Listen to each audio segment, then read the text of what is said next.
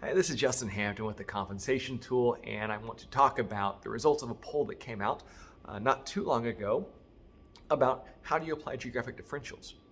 And what we found actually is that 80% of the companies that responded out of 152 companies that replied to our poll are actually pricing jobs using the same geographic differential for every survey they've got.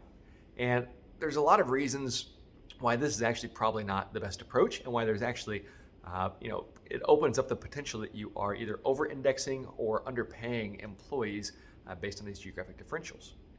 And really the reason is it's really straightforward and easy to understand. It's just something that we don't always think about. I didn't think about it when I was a comp practitioner. So that's why I wanted to put this little video together, just to remind everyone that using the same geographic differential for every survey that you have is probably not the best idea. And the reason for that is, once you think about it, it's really obvious, but the reason for that is because not all surveys are created the same. If you have a technology survey, there's a high probability that that survey is very heavily weighted towards the West Coast or other high cost of labor markets like Seattle or San Francisco or other areas like that. Austin, that's another great example of an up-and-coming tech city that has a higher cost of labor market than the rest of the surrounding area.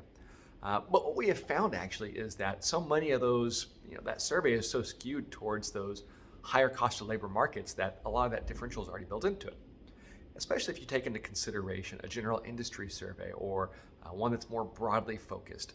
Those are typically going to include a much wider range of participating companies, participating job types, industries, and so on.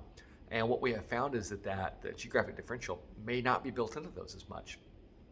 So really the moral of the story and what I want you to take away from this short video is that not every survey is created equally, and the reason for that is the participants, and by the nature of those participants, sometimes the geographic differential is already built into the pay range or the survey data.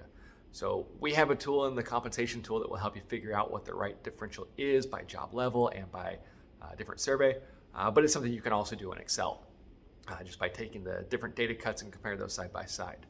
So I hope this is helpful information, gets you to think a little bit differently about how you're applying geographic differentials, because that's so important now with the remote work being such a prevalent thing now. But I hope this helps, and if you have any questions, feel free to reach out to me, and happy to talk about it further. Thanks.